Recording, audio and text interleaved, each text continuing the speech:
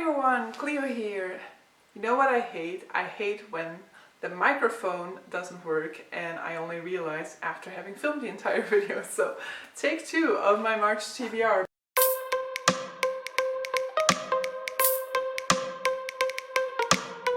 But so I am gonna be kind of shouting towards the camera because I don't think I have spare batteries for my microphone at the moment, and hell if I'm gonna postpone filming this one because then it's definitely not coming to you guys on Sunday. But so, March. In the month of March I might have a little bit of a challenge ahead because I am gonna try to watch more of the Oscar nominated movies this year than I've done in previous years. It used to be a tradition of mine. I used to watch all of them before the Oscars, or like as many as I was able to, as many as I had access to. And in the past few years since joining BookTube, books have definitely taken up more of my spare time than they used to, and when it comes to movies I kind of feel like I never have time for them, or I never make time for them. Whenever I'm considering like, oh, let me just have a Friday movie night, I'm like, no, I should just still read a little bit more because, you know, I still need to finish this or that book on my TBR and things like that. So I always am constantly putting books over movies when I have to make choices. And so I've tried to change that past year. For example, I tried to make it a tradition to have Friday movie night, and that totally failed. I don't know how many movies I watched in 2021, but they definitely weren't all that much, and it's sad to say that they probably were still a whole lot more than I'd watched the year before. But so in 2022 we are at least changing that by trying to watch as many of the Oscar movies as I can, and with a rule change because of COVID there are also a whole lot more movies available to me now through streaming services. So I potentially can see quite a few of them, and so that's potentially gonna eat into my reading time in the month of March. But so, month of March, I have quite an ambitious TBR considering that. I was already considering it to be quite ambitious without the Oscars, so we'll see how you manage with the Oscars. But I'm also somebody who thrives under pressure, so perhaps the pressure of combining those two is going to make me successful in my TBR. First book that I'm going to mention here is the longest book that I've left on my TBR. Considering its amount of pages, I normally should have read it in January, but it's the 3rd book in a series and I hadn't started yet. And so the book that I'm talking about is Jade Legacy by Mandolin, book number 3 in the Green Bone saga.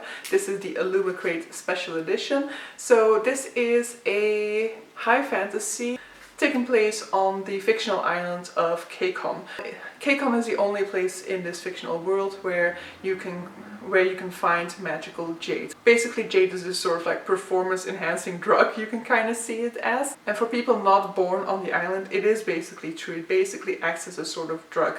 But so the business surrounding jade is divided amongst these different clans on the island, and we are following characters from this one particular clan, the No Peak clan. And it's very much about the strategic maneuverings that they need to do in order to maintain their position compared to the other clans, in particular to their big rival, the Mountain Clan. And as the story progresses, we are definitely also seeing a lot more political maneuvering when it comes to outside foreign powers.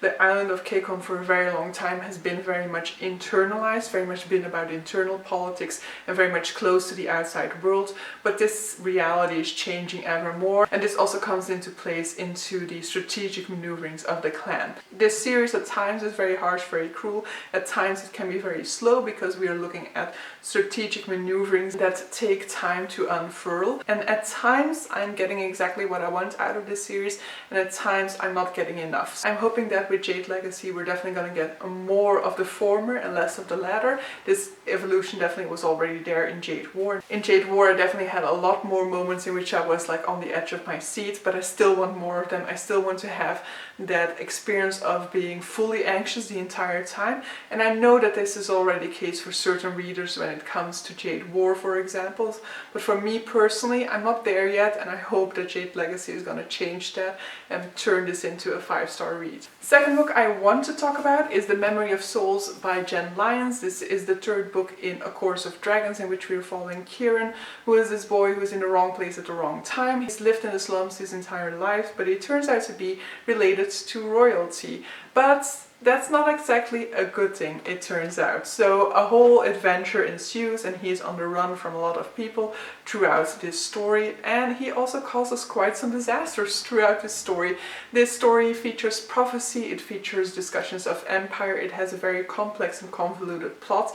There is reincarnation, there is soul swapping, there are mimics, there is polyamory rep, there's representation for most types of sexuality, there's discussions of gender, there are different cultures and different approaches to gender, for example. It's a roller coaster of a ride with a whole lot of plot twists, and it seems to be a hate it or love it type of book, but in the last few months I've mainly seen love for it, whereas before I was mainly seeing hate for it. So hopefully it's just reaching the right people now, it's reaching its target audience, and so I absolutely love this one and highly recommend people to at least pick up the first one and see for themselves. The month of February isn't over yet, but I have actually already started my March TBR. I have started Strange the Dreamer by Laini Taylor, which is a book that I was hearing everybody talk about when I joined BookTube. It is the type of book that everybody seemed to have read around the time that I joined BookTube, and that I had never even heard about at that point in time. So in this story we are following Laszlo Strange, who is an orphan who in his childhood became obsessed with the city of Weep. The city of Weep is basically the stuff of legends around the time that he is growing up, and the real name of the city has gotten lost. He vividly remembers the moment in which the real name of the city disappeared from his mind. It was his first encounter with magic, and it really had an impact on his life and his interests. He since then is determined to one day find the lost city of Weep and go there himself. When he becomes a librarian, his interest in this city of Weep is the stuff of ridicule. People consider him to be an idealist, a dreamer, an idiot for believing in the legends surrounding this city. However, he soon might not be the only person interested in the city of Weep. But is that a good thing or is it a bad one? I'm so far really enjoying this one, and I really wasn't expecting that, because basically I think I kind of bought this book to see what my opinion would be, but expecting not to really like it all that much, because it's described as whimsical fantasy, and because I also wasn't really sure whether it was adult fantasy or YA fantasy. Still not sure which one it is, but it definitely does not read like the type of YA fantasy that I have difficulties with nowadays. And when it comes to the whimsical fantasy, so far I am not considering it to be extremely whimsical or anything like that. So far the flowery writing, it doesn't distract from the story, and so far I'm enjoying this one perfectly fine, and there's a whole lot of potential with this one, and because so far I'm really intrigued with where it's going, because it's already taken some turns that I wasn't expecting. Next up, let's discuss Captain Corellis' Mandolin by Louis de Bernière. So this is a book that could go either way. You know, this is a historical fiction novel. It's set in World War II.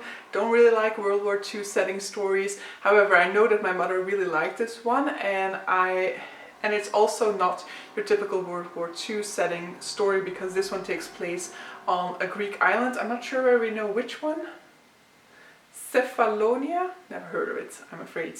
But so we follow an Italian soldier stationed at this Greek island, and it's very much about the hostility that greets him on that island, the hostility of the local population towards him. However, through circumstances that I'm not entirely sure of, a bond is forged between him and a local woman.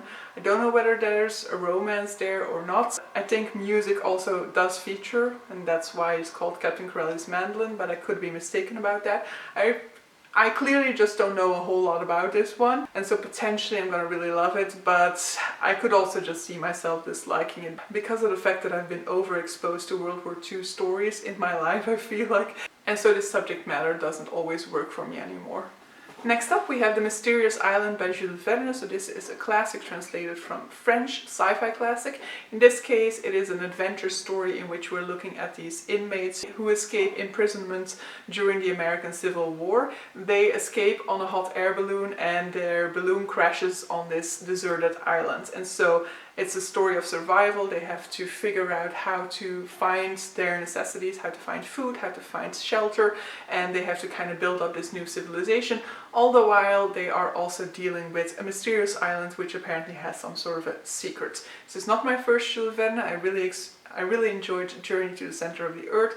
I also read 20,000 Leagues Under the Sea or something like that, which I enjoyed but I didn't love as much, so we'll see what ends up happening with the Mysterious Islands.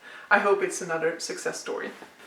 And then the final book on my March TBR is Pachinko by Min-Jing Lee. This is a historical fiction about Korea. I believe it's a multi-generational story. Part of the story is going to deal with the Japanese invasion of Korea, but if it's multi-generational, it might talk about more than that. It might have a bigger scope. Don't know too much about the history of Korea, so I'll be very interested to learn more through this one. This one is also getting an adaptation.